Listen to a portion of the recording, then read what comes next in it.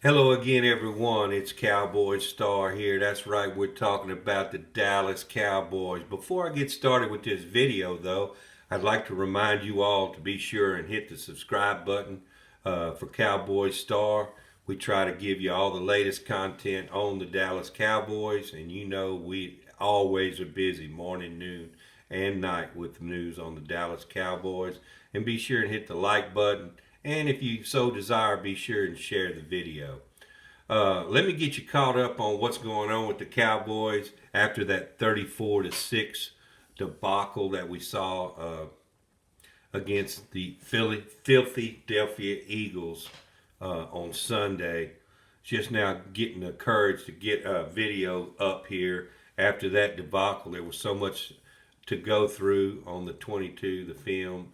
I mean, it was just horrendous, especially on the offense. The defense didn't really play all that as bad as they have in other games, but the offense just totally sucked as far as passing goes. But on top of the questionable trade that the Cowboys made with the Carolina Panthers a few days ago to acquire wide receiver Jonathan Mingo for a fourth round pick, and also we got a seventh round pick from Carolina, a 2025 pick. The Cowboys have also, have also picked up former Cowboy quarterback uh, Will Greer. Uh, Now that we have the news today, finally from Jerry Jones, that Dak Prescott will undergo season-ending surgery for that uh, ripped off the bone hamstring that he sustained uh, in the last game.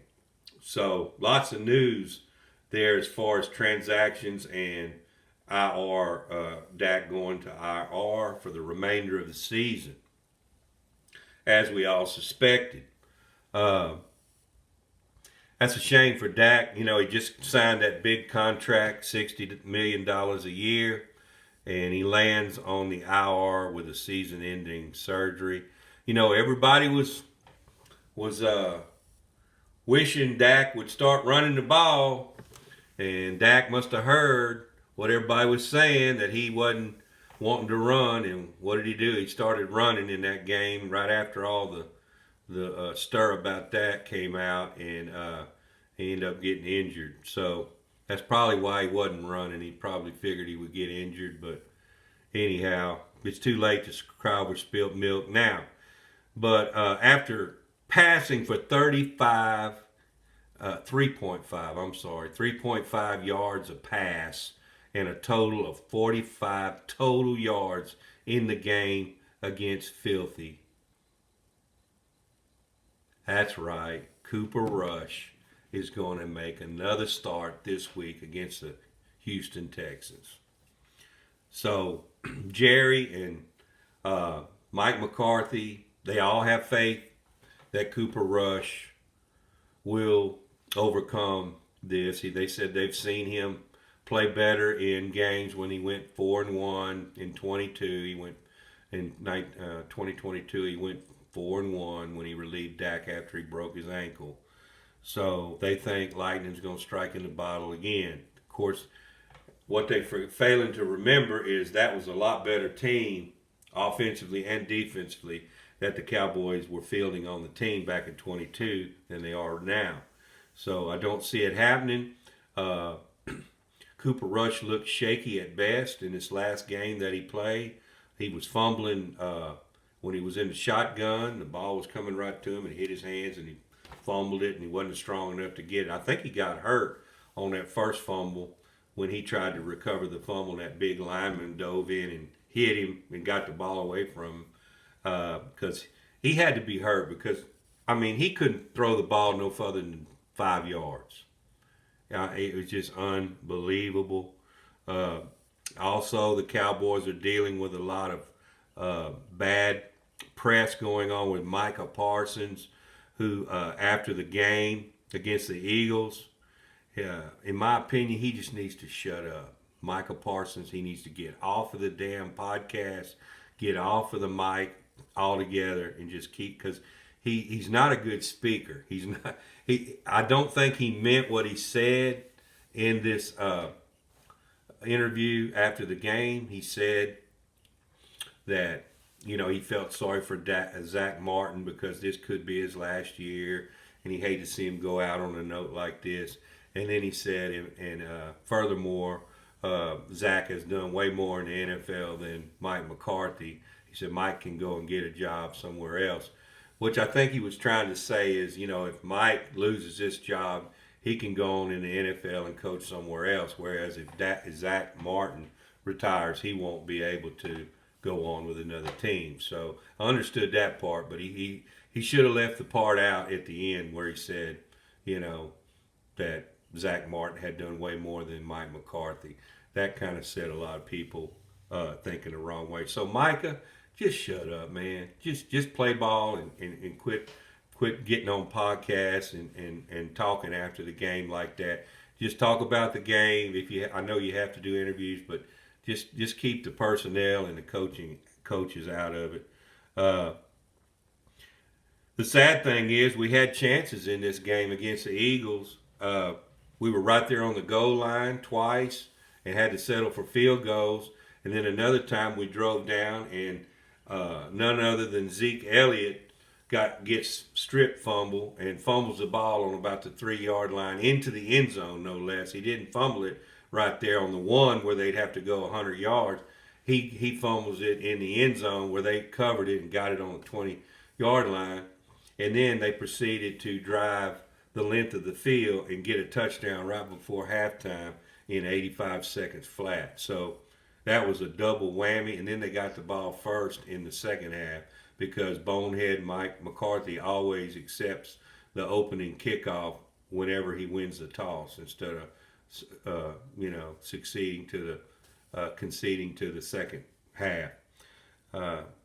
He's just horrible, coach. He's horrible right now. He might have been good when he was at Green Bay, but he never got Cooper Rush in a rhythm.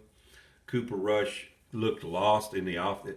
The offense, first of all, is antiquated. It's old and stale. There's no creativity, as I've said in previous videos, to any of his offensive schemes. And I just hope and pray the Cowboys can get someone younger in here next year that has some creativity to them and can get these players with some kind of perception of what's going on. And also, there's no discipline on this team. Everyone is undisciplined on this team, and all the details are not covered on a regular basis as they should be. And you can tell it's evident in the play calling, it's evident in the game as the game goes on. The O-line really played one of their better games in this game. There was only 5 penalties in the game. The penalties weren't bad. We got 2 turnovers in the game. The only problem is we committed 5 turnovers in the game.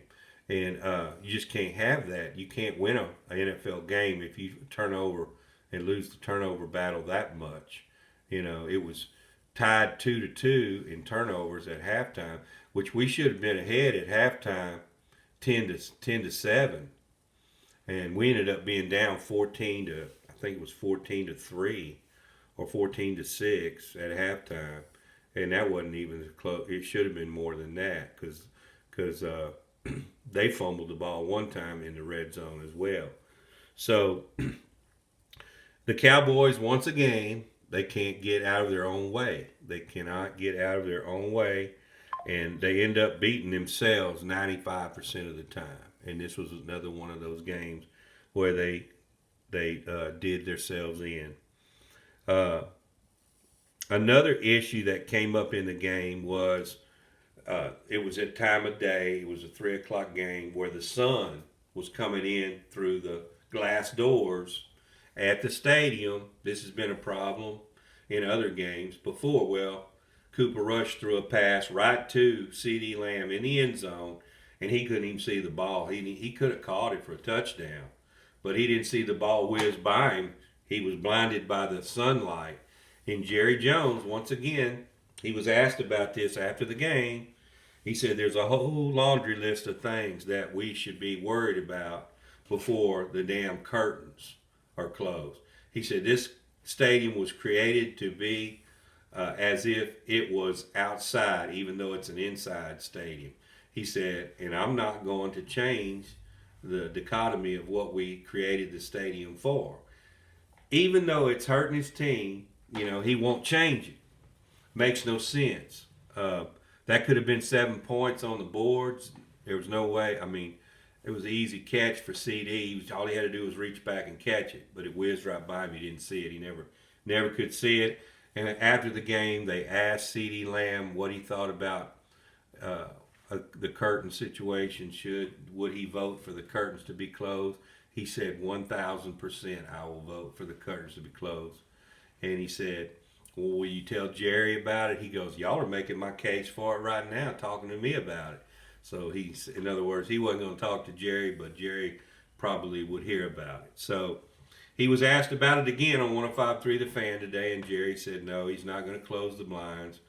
He's going to leave it open, and that's typical Jerry for you. And that's why we've gone 30 years without sniffing a Super Bowl. Jerry says that the field was designed to be like playing outside, like I say, and that's that. He's the owner and general manager, and the way I see it, folks, until he's not the owner and general manager, at least until he's not the general manager, ain't nothing going to change. It's hard being a Dallas Cowboy YouTuber. I know it's hard being a Dallas Cowboy fan.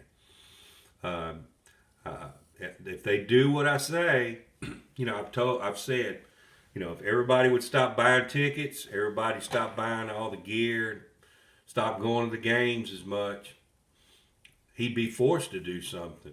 But right now, there's not a whole lot that we can do as fans, except, if you want to be a fair weather fan and jump ship, be my guest, if that's what you want to do. I've invested too much in the Cowboys over my life, and there's no way I'm going to ever jump ship on the Cowboys. But that's pretty much where we stand as far as transactions and injuries. One other injury, DeMarvion Overshown sustained a knee injury in the game, but it turns out it's not as bad as everybody thought it was, and he said he should be good to play in the game against the Texans. That's good news because he's a beast out there.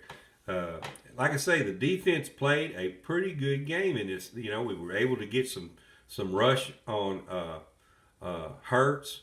We had a few turnovers, which we hadn't had in any of the games that I can remember. Maybe one other turnover all season, and we just couldn't get out of our own way. We couldn't quit committing the turnovers, and that's pretty much the story of the game, folks. We lost 34-6.